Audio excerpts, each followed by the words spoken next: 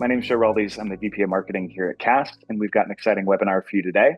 I am really excited to have Wio Bank joining us to share their journey, how they were able to cut their cloud costs while at the same time maintaining app performance and stability. With that, let's go ahead and go forward a slide into today's agenda. Awesome. Thank you, Skander. We're going to kick things off talking about dev challenges in managing Kubernetes. We're going to do a quick intro on automation for those of you doing things manually or new to how Cast does automation. We're also going to talk through Wio Bank's automation story. We're going to talk about challenges, lessons that they learned, and best practices that they have for everybody here. And then we're going to do Q&A. My ask for everybody is we like to keep these conversational. Instead of holding Q&A all the way until the end, if you have questions, go ahead and add your questions in the Q&A. What I'll do is I'll jump in throughout the conversation when we've got questions that are great questions that we want to ask in the moment and make sure that we're getting everybody's questions asked. If your question doesn't get asked in the moment, we will make sure that they get asked at the end of the presentation in the Q&A. Thank you. And next slide, please, Skander. Cool. So I am very excited to have Alexander and Shrikant with us from Wio Bank.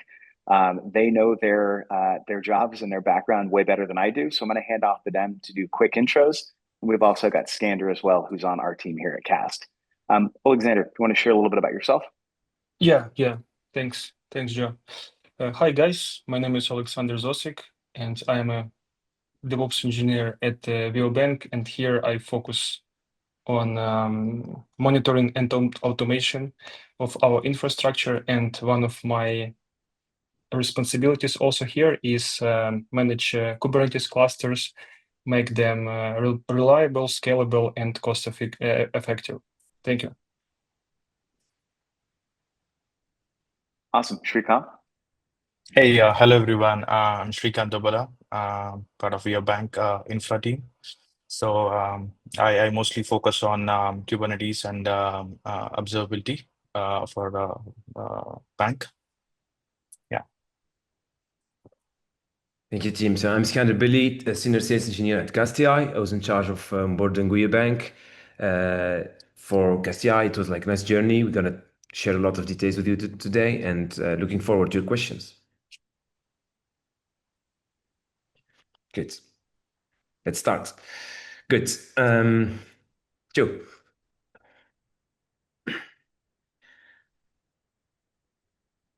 Awesome. So the first poll that we've got for everybody here is, and you can see this popping up within Zoom, which is great.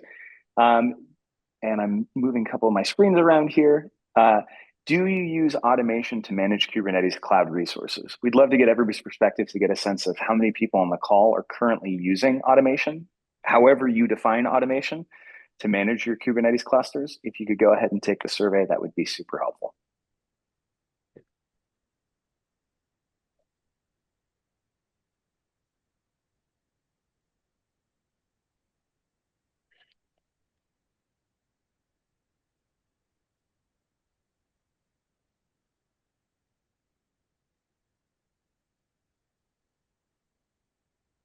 Okay. And Skander, are you getting the results on your end? Yeah. You want me to move to the next slide? Absolutely. Good. Nice. So let's start by explaining the challenge of Wio Bank team when it comes to automate Kubernetes. So the Wio Bank DevOps team was dealing with a lot of pain points, and that's why they were looking for a product like CastAI. Alexander and Srikas, just feel free to share in details what are the major pain points for your SRE DevOps team and how we were looking for automation to let's say eliminate this complexity and solve this problem.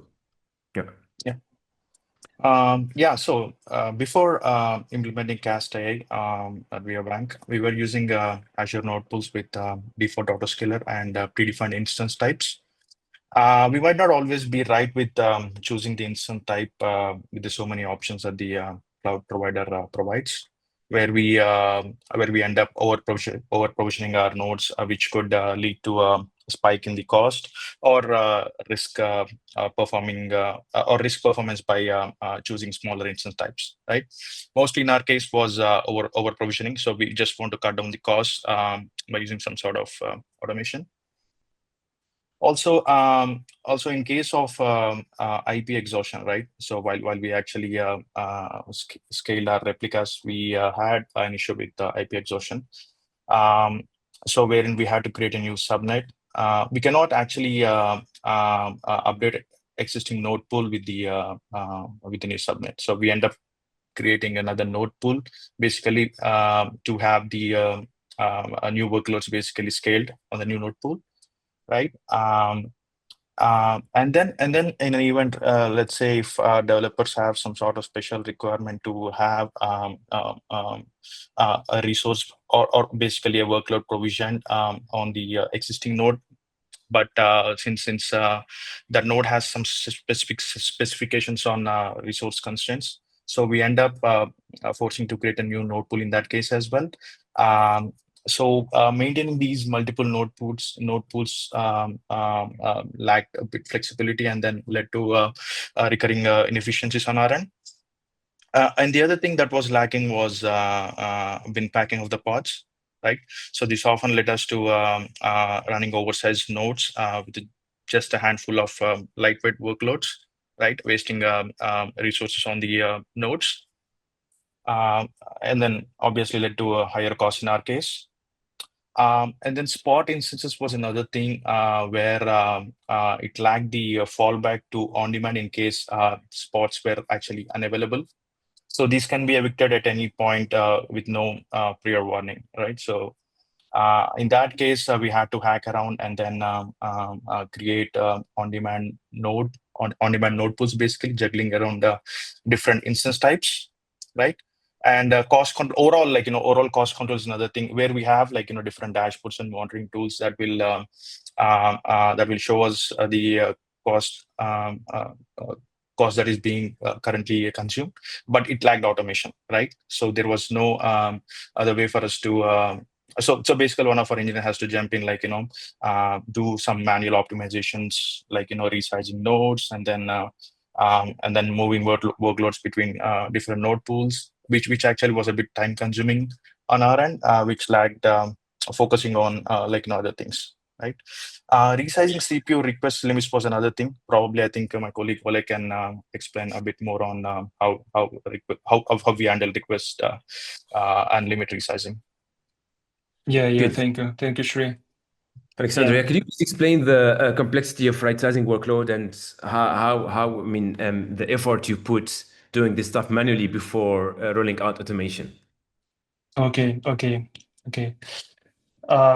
So for the workload resizing and how we did it before, let me probably step back and give you the main idea of what was the original implementation and what were the challenges behind it.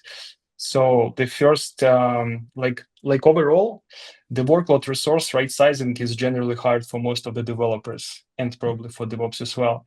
So we started from over provisioning as a safe option, I would say, where we decided to introduce safe defaults for CPU and memory, which are larger than what most apps needs to avoid OM and CPU throttling. And we also left the possibility for developers to override these values for services, for their services if they need their needs. And overall, that approach gave us reliability, frankly speaking. But it was expensive and hurt bin packing. Bin packing basically didn't work well for that approach. Earlier, also, we had another solution to handle this problem.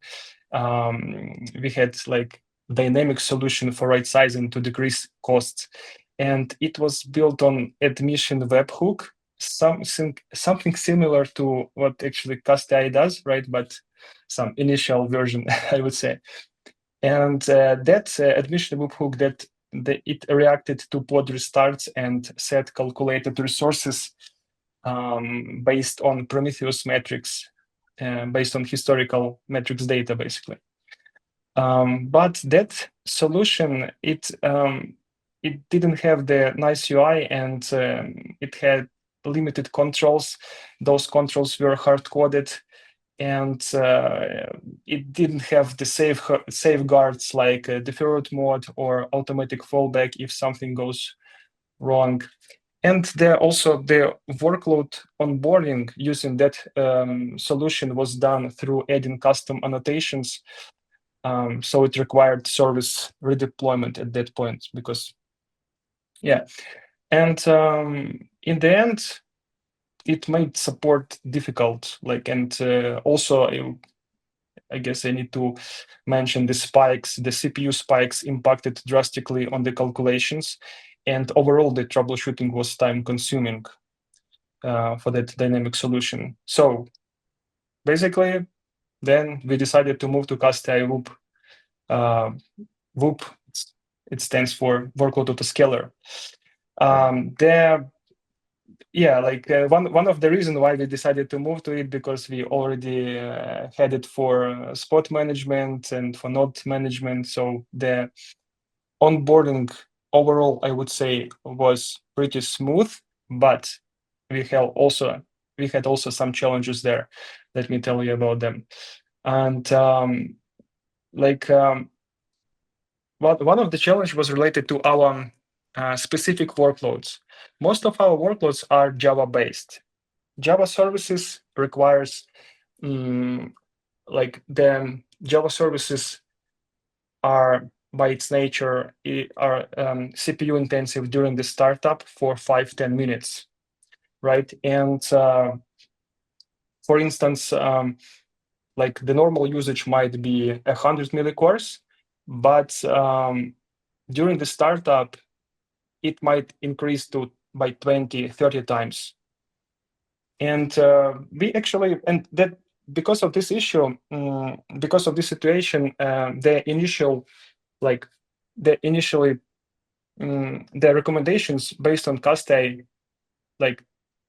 was also very high. We raised this to CastAI team, and they pretty quickly released ignore startup metrics feature, where we simply don't count pod metrics for n minutes during the startup of the pod. And actually, after we enabled it, the issue was resolved. What else? Probably one more issue. What happened? It's kind of not related to CastAI journey at all, but it's good to mention it for you guys who will use CastAI in future. Like one of our service had a memory leak, where memory recommendations climbed more than they should when we used the CastAI WOOP. And so the solution was pretty straightforward. We just redefined the configuration of CastAI workload autoscaler. CastAI workload autoscaler has built-in minimum and maximum constraints, and we put some legit constraint for memory. And again, that issue was resolved, at least on the website. Then developers should take care about the actual memory leak. Yeah, I guess that's it from the challenges. Yeah, I would like just to summarize, guys. You see here the complexity of managing both node and workload. So you see that if you have 250 instance type in the cloud, it's almost impossible to tell which one is the optimal.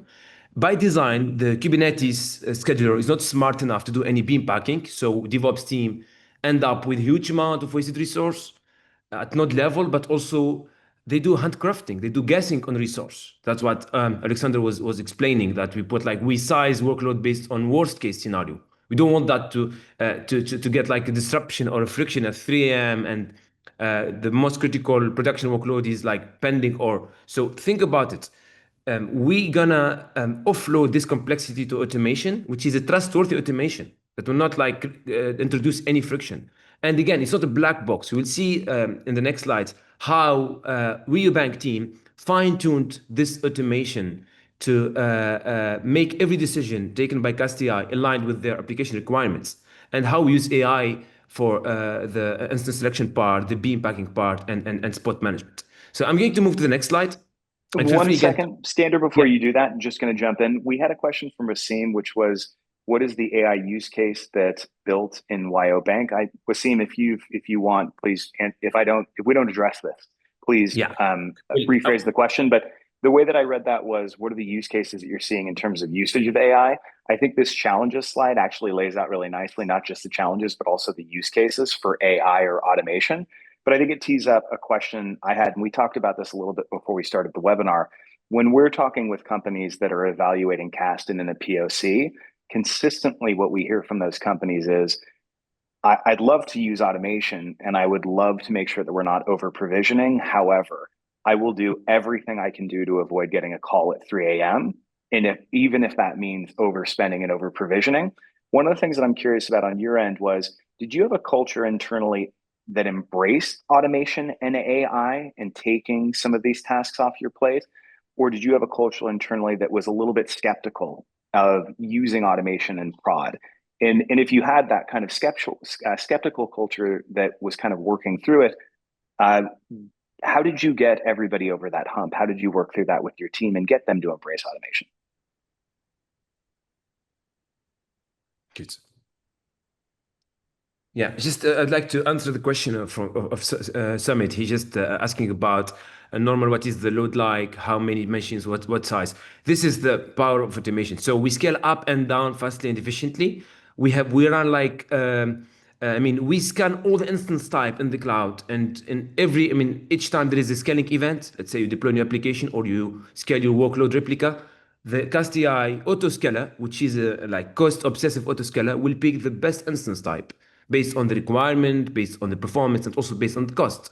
So it's like a dynamic, cost-efficient instance selection capability. And we'll see how machine learning is used to do spot interruption prediction and how we run those beam packing algorithms. So if you deploy an application, you don't know where this application gonna land. CastAI will just intercept this decision and like pin this port to the perfect instance. So we do like placement, smart placement. It's like a Tetris, guys. I want to give you this metaphor, but we'll see in details how the machine learning is used. Another question, by any chance, you also use VPA for pod scaling? Yeah, the workload optimization is a VPA, kind of VPA, but we'll see why we are different from the VPA, standard VPA native, because the VPA scales on threshold. The CastAI offers like richer context to scale. We scale on person type. We do like ignore startup. That's what Alexander was explaining. So we offer you more metrics, more capabilities, and more granularities to fine tune the scaling decision. But it is kind of smart VPA.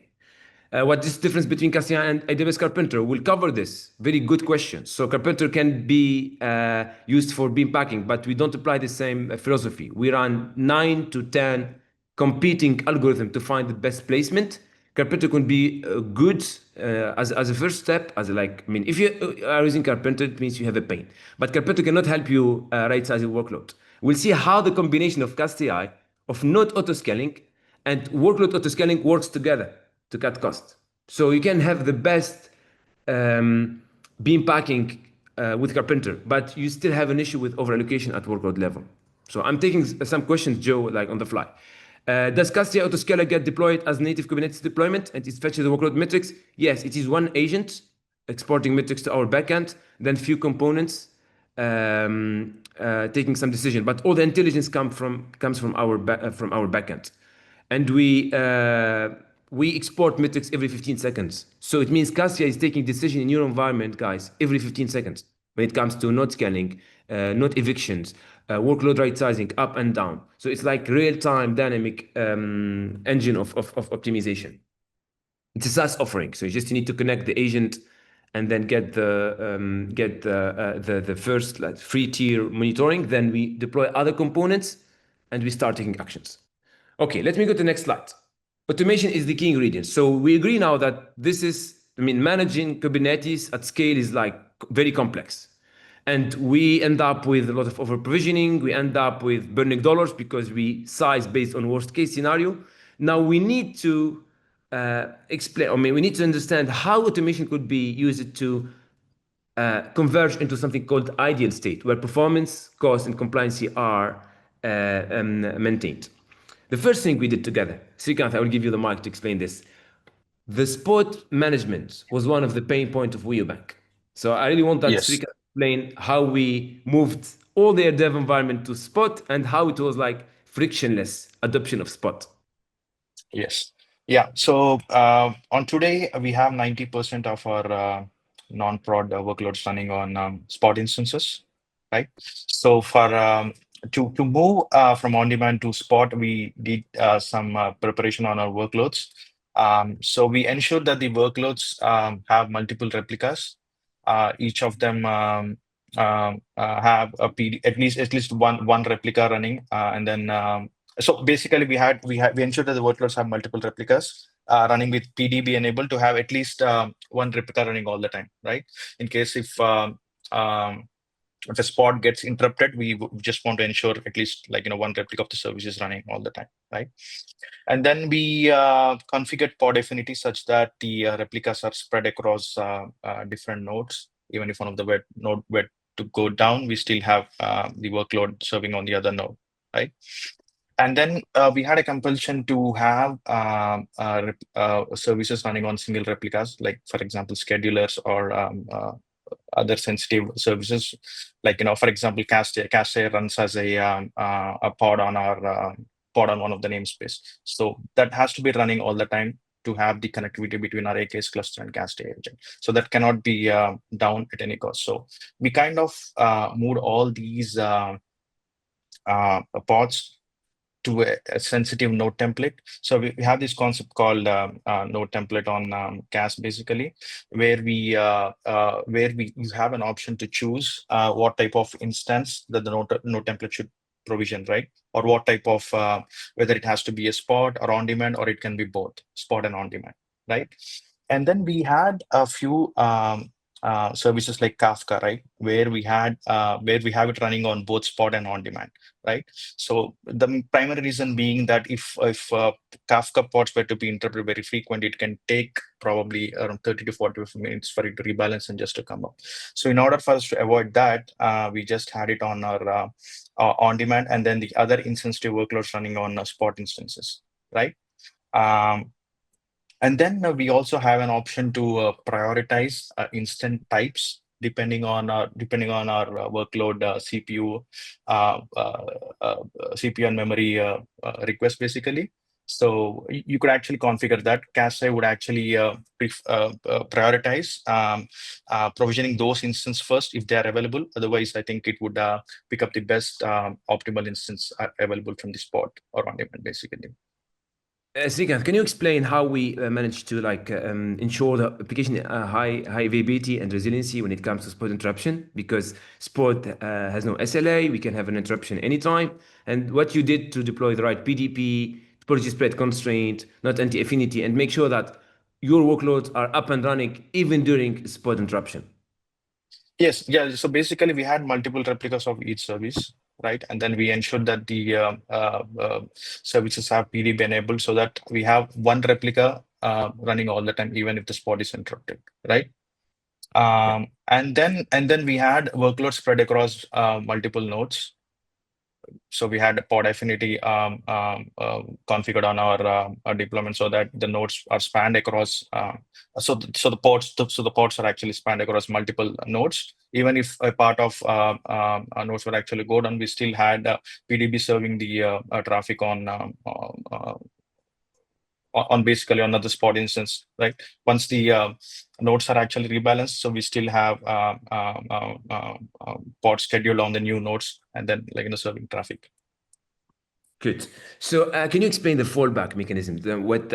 If, for example, Castilla cannot find a spot instance during this scaling event, how the fallback is automatically managed by Castilla? Yeah, so basically we have this configuration on our node template to see, let's say if a spot can be evicted at any point. So there might be a chance that nodes might not be available during some time, basically, right? In that case, we have an option to actually fall back to on demand, right? So you can actually configure time to see when you wanted to actually fall back from on demand to a spot once they are available, right? So it could be 30 minutes or 1 hour. So it depends on your on the configuration as to when the workload should be fallen back from on demand to spot once they're available. So cast AI will automatically take care of moving the workloads from on-demand to Spot. Good. Just to take a question of Amanda, which is a good question. Does Cast AI Spot Management handle the stateful workload? That's a good question. So we offer you something in our saving audit or read-only mode. When you deploy our agent, we scan all your workloads and we tell you which one is Spot friendly. What does it mean, Spot friendly? We consider deployment with multi-replica as Spot friendly. But also, if you want to move some of your stateful set to Spot, you need just to add a node selector, Amanda. So how you do it? That's part of the node template. It's very, think about it like you add a node selector and you tell Cast, send this Spot, send this stateful set to Spot. But we offer you another powerful capability. You can do like distribution of Spot. For example, you have 10 replica of Spot of stateful set or deployment. You can tell Cast AI, don't do full Spot. I want that you deploy 80% of my replica to Spot, 20% to on-demand, or 50-50. So you can fine-tune the Spot distribution. And if there is no like PVC or volume or DB that cannot tolerate the restart of Spot, we can do partial Spot. We have a customer in India running like the entire production on Spot because everything is stateless. So it's up to you to fine-tune this Spot distribution. It's not like a black box. And that's what Wio Bank did exactly. They tweaked the autoscaler to manage efficiently the Spot distribution. I hope that I answered your question. I will take some questions. So running multiple instances for high availability doesn't ramp up the price as compared to single on-demand one. That's a good question. It depends. So if the workload could be deployed in multi-replica, we consider it like Spot friendly. If not, we don't move it to Spot. Or if it's like in one replica running in dev, it could be Spot. So it's a balance. It's a balance between service availability and cost optimization. And the Cassia offer this like granularity to fine-tune this balance. So there's customers that are going to sacrifice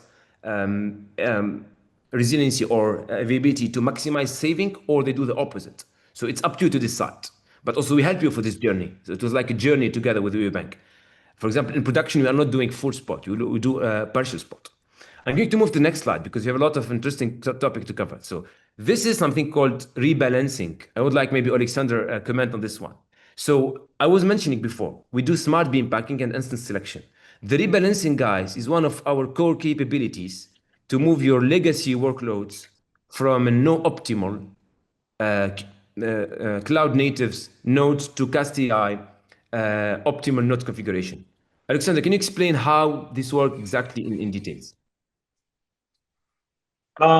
Basically, actually, Shuri, can you help me with this one because you configured it originally? Yeah, Just sure. to not skip some details. So basically what happens with rebalance, so rebalance ensures that the existing nodes are drained and then workloads will be moved on to a new node depending on the optimal nodes that Cast AI selects and provides us with, right? So so this might be like, disruptive to a few workloads. So we can have multiple node templates. Like again, you can have multiple node templates to have sensitive ones placed on instances that were spun by that particular node template, right? So we also have a configuration, schedule configuration depending on our environment, right? So for dev, I think right now we are actually running a rebalance every hour. And then for our pre-prod, I think it's a nightly rebalance that we do. So disabling a rebalance for certain nodes is possible, right? Using a cluster rebalance option provided by Cast. And then we also have a partial rebalance. Basically, when you see a good amount of cost that can be saved, you could also do a certain, let's say you choose to rebalance probably 10 nodes, and then out of those 10 nodes, you only see 5 nodes that can actually save you cost. You could actually select those 5 nodes and then perform a rebalance instead of like going through the entire rebalance cycle of the other nodes as well. So while performing the rebalance, we did observe few issues on our end, so which was mostly related to IP exhaustion. right? So let's say if our dev cluster, for instance, we have around 300 services and then multiplied by 2 or 3. So we have multiple replicas running. So when we try to do a full rebalance of the cluster, we often observe issues related to IP exhaustion. So we did configure a rebalance to ensure that only 5 or 10 nodes are picked up as a batch to rebalance, right? And then we also ensured that only a certain certain percentage of costs are optimized. Only then we do a rebalance. In our case, I think it was around 30% or so. Only if you see to avoid constant pod restarts, right? We only rebalance if there are potential savings of 30%, right? So that's one thing that that we did in terms of rebalance. So we have always optimized nodes running with our hourly and nightly rebalance. We started slowly implementing this on production as well. Interesting. So you see here from the slide, guys, that how we are moving from 40 instance to 20 instance. And then instead of provisioning 328 CPU, we only need 88. Why? Because we see why we are moving from 300 to 88. This is the beam packing capability. Don't forget the Tetris metaphor, that we're gonna compact your cluster. You may ask some question or raise some objections. We have like PDP, we don't want like to be aggressive in the drain phase, how the rebalance is like executed. We have topology spread constraint, not anti-affinity. The algorithm is aware of that. We never violate your application requirements. How technically it's executed. The rebalance, when we click rebalance, Castia is gonna create new nodes.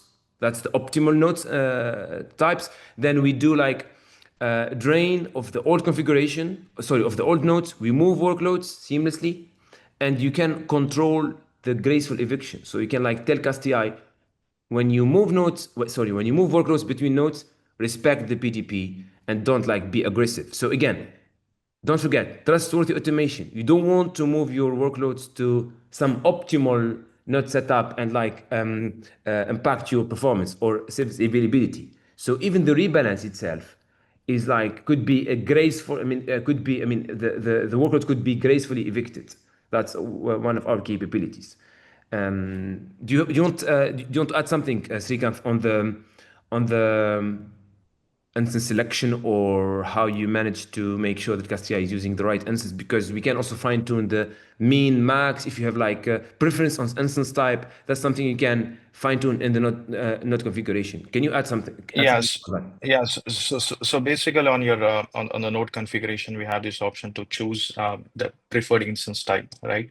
So during the you can actually get an idea of looking at the current consumption on Castia dashboard to see what would be your optimal node for choosing the right CPU core and memory. So you could actually use that as a preference selection on Castia node template, but creating node template. So Castia ensures that those nodes are actually provisioned first. So preference will be given to those nodes first. So if those nodes are exhausted or not available, and then it chooses the right optimal node, next available right optimal node for you to schedule the workloads. Yeah. And then we also have this option to label a particular a node. So if you want that to be prevented from a rebalance, right? Good. I want to take some question here. Good question. Does Castia consider saving plan and commitment? That's one of my best questions. So a lot of customers, they have like commitment with cloud provider. They have RI, saving plan, cuts. You can upload those commitments to Castia console, and the auto scaling logic becomes aware of that, and we provision nodes based on that. It is managed automatically. And think about it. Sometimes you have like a big discount on C5 for X large or on standard instance type, and there is a spot. You may say that maybe my on demand with commitment is cheaper than spot. That's why our autoscaler is smart enough to pick the best instance type, even if it's covered by your RI or saving plan or cuts. When it comes to RI and saving plan, we have seen a lot of customer doing like they overcommit. Let's say they commit to 1000 CPU, but this commitment are not used efficiently. So Casti can also help them improve the efficiency of their commitment. That's what you call commitment coverage. So think about a workload with a lot of over provisioning, but the instance, like for example, the SSSP and the CATs and the RI are not used smartly. So the autoscaler will try to maximize the usage for those cuts and make the return investment positive. Yeah, that's part of the auto-scaling capability.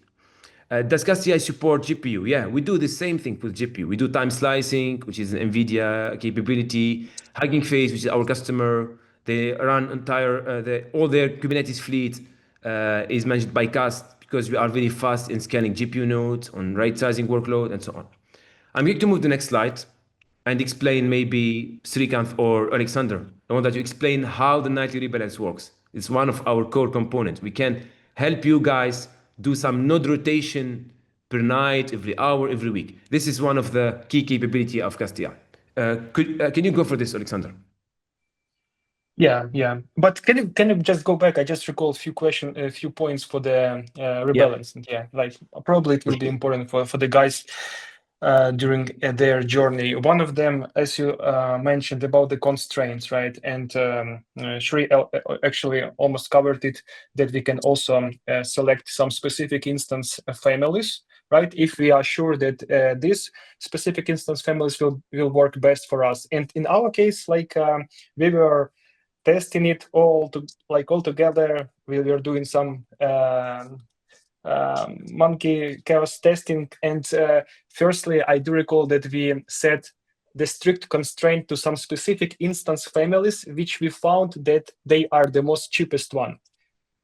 And eventually, like we thought, like, okay, we probably maybe smarter than CastAI. Let's just put this constraint and that's it, and let's just work with this specific instance families. But then eventually we end up that if you're talking about Spot instances, those instance families were not available during some period of time, and some of our workloads which were scheduled to those nodes, they were just in pending state.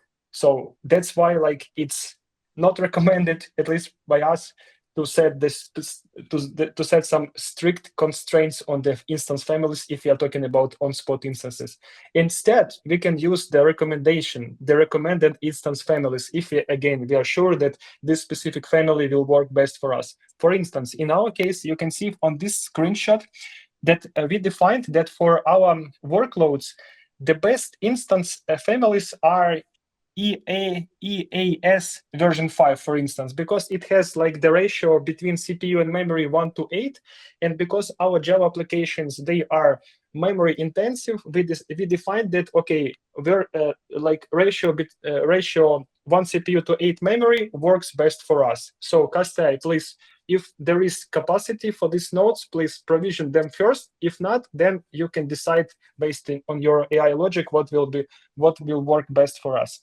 Another constraint which I would also highlight here is that we also set constraint on CPU and GPU and memory, like the minimum constraint. We don't want to have like CPU less than 4, for instance. If we have like CPU 2 or 1 CPU instance, it doesn't make sense for us because most of its capacity of this CPU capacity will be taken by daemon sets, because we have like 10, 15 different daemon sets for different works, right? And when you just provision some instance type with 1 or 2 CPU, most of its capacity, of its CPU capacity, will be taken by daemon sets. So there will be no like how to say it, like they will not be placed for your business service to be placed on this instance. So yeah, that's why, like, for us, the best scenario is to set this constraint to 4 CPU minimum and 16 gigabytes of memory. Good. Yeah. I want to highlight something. Think about your third-party tools that are their license model based on number of nodes, like Dynatrace, Wiz, and all this stuff. The beam packing capability could help you compact those nodes and like also optimize your cost for third-party tools, because the capability also, I mean, the rebalance is aware of third-party extra licensing. So instead of running 40 instances, you're gonna run 20 instances. That's 50% on your Wiz or Datadog or Dynatrace bill. That's by design in the auto-scaling. So I want to explain, I want just to move to the next slide and maybe give Srikanth or Alexander. I really want to explain how the nightly rebalance works and what's the benefits of rotating spot nodes every night. Can you go for it, Alexander? Yeah. Basically, the same what we just shown, like what you shown before on the previous slide, right? The night rebalance. We actually have night rebalance enabled for pre-prod environments, because during the working hours, like we have some workloads which are sensitive for restarts. That's why it's better to do the night rebalance during non-working hours. So like we will not impact our customers. At least the impact will be minimum. And during like every night, like the Castia has the cron job that will run this rebalancing plan, like we saw on the previous slide, and we have the threshold of the savings, and if this the actual savings is more than this threshold, we are gonna do this rebalancing, right?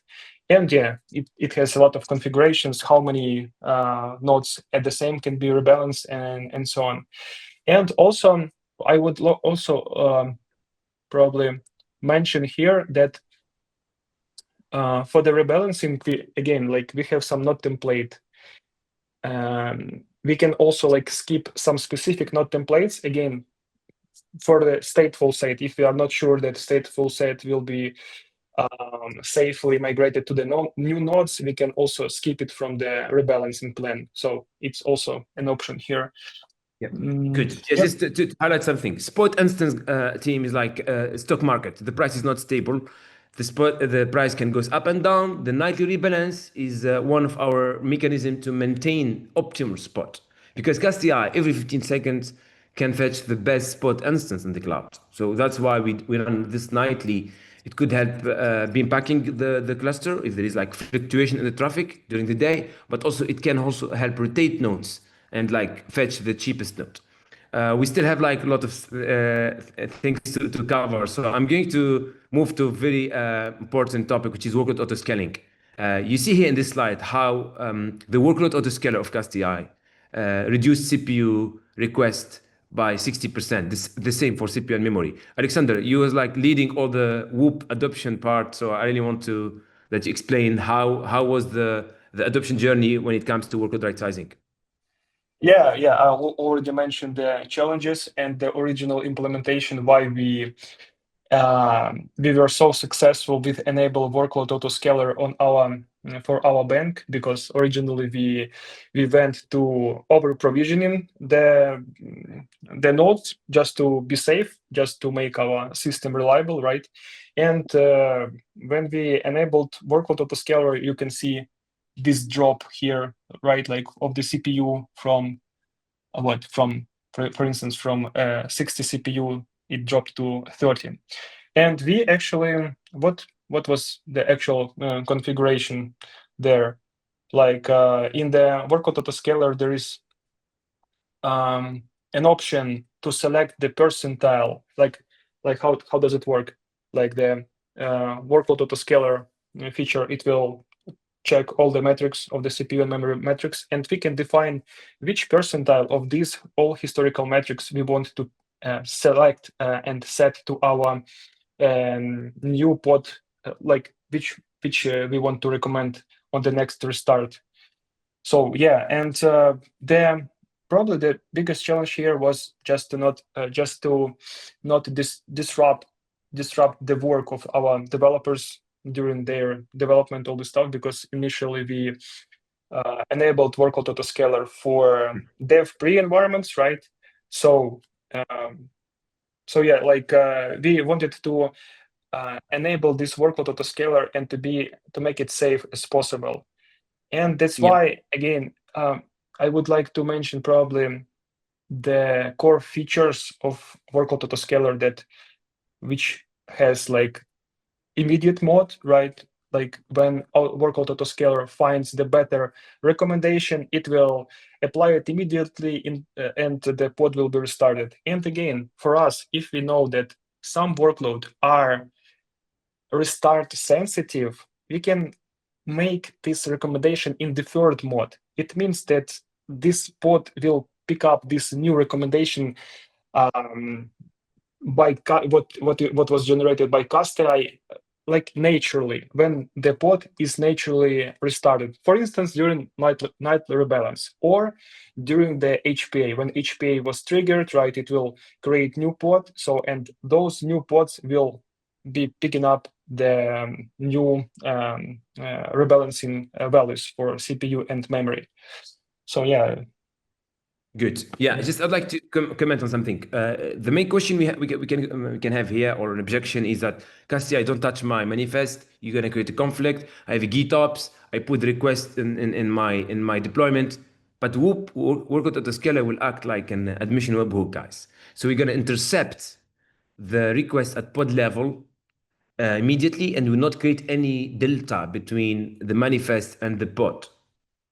Sorry, and the Argo CD or the GitOps methodology. So we're gonna intercept in real time at the annotation, and we can do it on both on CPU and memory.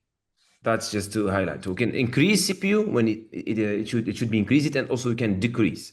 So when it comes to over allocation, there is like a room for improvement. We reduce the request, but sometimes we hit like a bottleneck or performance degradation.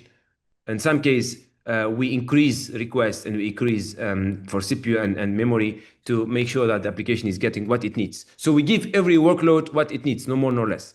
You can see here, that's, by the way, this view is per cluster. This view is per workload. Look to the over provisioning. So the max usage is 0.16. The customer is like putting a request of 0.3, and this is an over allocation at the pod level. So this is kind of wasted dollar. We are burning dollar by guessing because we don't know. We don't know how the engineering is gonna consume CPU and memory. It could be like spiky patterns. It could be like random patterns. And look what happens when we enable cast. Don't know if Alexander, can you maybe explain how the percentile works to find how to right size based on P80, P100, and how you can fine tune the aggressivity of workload? Yeah, again, like we have a line of the percentile, right? Like P25, P50, P75, and so on, based on the historical metrics of usage for this specific workload. And if you want to make it more aggressive, you can set it if you want to save more costs, you can save, for instance, to P50, right? So it will take the P50 percentile of the general or average usage, like for, let's say, for 2 days or 3 days. You can configure whatever you want in the workload autoscaler, right? So, and it will recommend you the value based on the P50 for this specific workload. But if you're talking about like some production workloads, right, in this case, we should more rely on the reliability comparing to the cost savings. So in that case, I would recommend to set the percentile to P99. Why not P100, like percentile 100? Because again, what I said before, we are talking about Java workloads, and during the startup, Java workload will jump to 20, 30 times more than workload will use in general. So here it's not reflected actually, because you can see that maximum usage, this is maximum usage, this is what is referring to P100, right? But if you take some graph for like several days where it will be also picking up the pod restart, it will show you some crazy numbers, like for instance 2 or 3 CPU for a single workload. So that's why like P99 is best if you're talking about production. And I would also highlight that CastAI, as far as I recall, pretty recently, maybe a few months ago, they introduced some predefined scaling policies for workload autoscaler, right? Like some, if you want to make like that. the workloads reliable, you should use this one, and there you will see all the configurations. If you want to stick to cost savings, you can use this scaling policy. So Yeah, that's a good point. Thank you for bringing this to the conversation, Alexander. This is like a new feature. We do like some auto assignment. We're going to analyze your workload, and we can tell you this workload should be aligned with cost saving policy. This one should be resiliency. Which one is deferred? We can be because guys, we can discover everything in your environment running. If there's a label of Kafka, if it's like a database or a stateful set, that cannot be in immediate mode, we go with deferred. So we help you guys offload the complexity of finding the best or most optimal scaling policy, again, without any impact on your performance. Alexander. Yeah, you just not forget. I also remembered one more important part, that right now workload autoscaler, it works by default out of the box for what, for deployment stateful set, right? But if you have some custom workload, like in our case, we have Victoria metrics, right? And it has VM single instance. And workload autoscaler, by default, it won't find these workloads. It won't find these custom workloads. That's why, like in Castai, there is an option to mark those custom workloads by annotation, which is custom workload, as far as I recall. Yeah, and basically workload autoscaler will try to find for these annotations, and it will be picking up like in the next minute, as far as I recall, like pretty quickly. Good, nice. Let's move to the next slide, because I want to give you back give you time to ask some question. Alexander, can you just explain the impact on cost by right-sizing workloads and running this nightly rebalance? So this is what Carpenter cannot do, or other products cannot do, because we offer you two levels of optimization, and both works together. Go ahead, Alexander. I know that you love this slide. Yeah, it's the slide we captured a few months ago after enabling workload autoscaler. So before, you see, like before this arrow, workload autoscaler, right-siding workloads and reducing CPU requests. Yeah, like you see before it, like the our workloads, this blue, it shows our the requests, what we requested, what our workloads requested, like, and you can see, like, in general it was 50 CPU, right? And this upper on the blue, this line, this blue line, it shows the provisioned, right? So once we enabled a workload autoscaler, first of all, it will decrease this oh my god, I'm bad in colors actually. How to differentiate this provision from the request. Skander, please help me.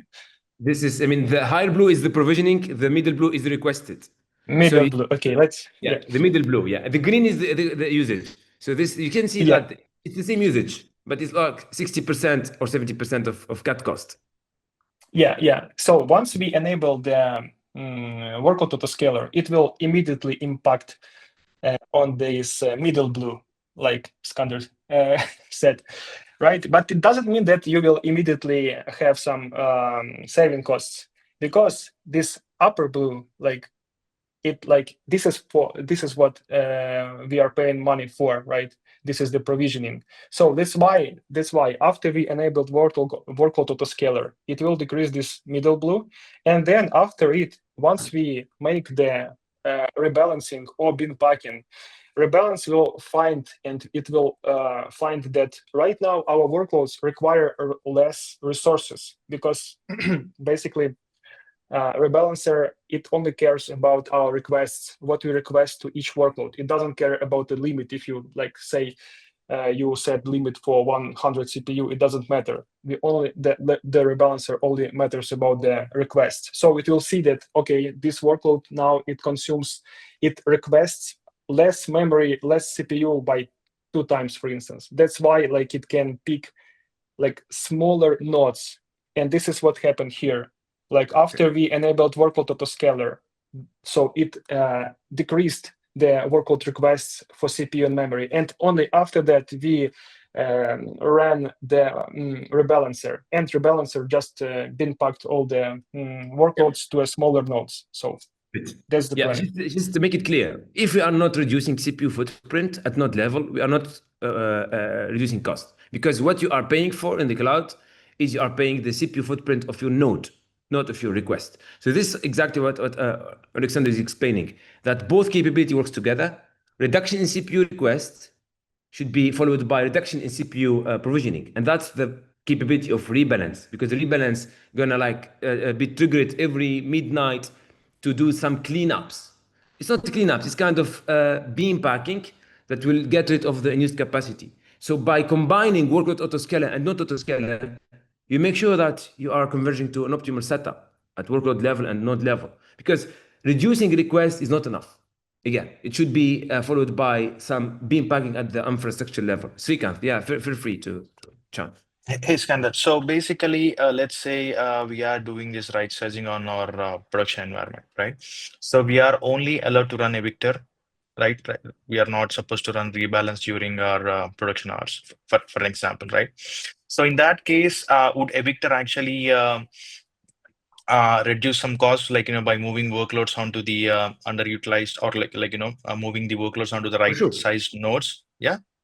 Yeah, we never mentioned the Evictor. Evictor is one of our core components that's gonna scan your workloads and nodes and move some workloads to other nodes and evict and then delete the nodes. That's another beam packing mechanism, triggered every 60 seconds. So if you reduce the request, we end up with high delta between the middle blue and the bigger blue, and then the evictor will do the cleanup. But the evictor is like rebalance, but it's in real time. It's real time beam packing.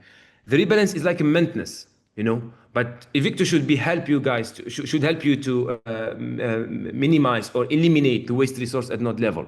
So that's what we mentioned in the beginning: smart beam packing, instance selection, reducing the over provisioning, making sure that your workloads are getting what they need, no more, no less, without any performance degradation. But to answer your question, yes, Evictor is one of our core components to beam pack workloads. Yeah. Any other questions, guys? We are on time. It's 7 p.m. I think you've answered upwards of 50 questions already just going through the webinar. So apologies for cutting out earlier. We know we're up on time and folks are starting to drop. Big thank you to everybody who was able to join us today. Also, big thank you to Srikanth and to Alexander for joining us and sharing their story. We really appreciate it. Clearly a lot of interest given the questions that we've got. And a big thanks to Skander, who's on vacation right now and joined us while on vacation. So we'll be sharing out with everybody a recording of this and some follow-up. We hope to see everybody at KubeCon. I shared earlier, we're going to be at KubeCon in a couple of weeks at booth 310. Please swing by, grab some swag, chat with us. We're going to be demoing some exciting stuff coming up, like container live migration for stateful workloads and application performance automation. We'll see everybody there. Thank you. Thank you, team. All right.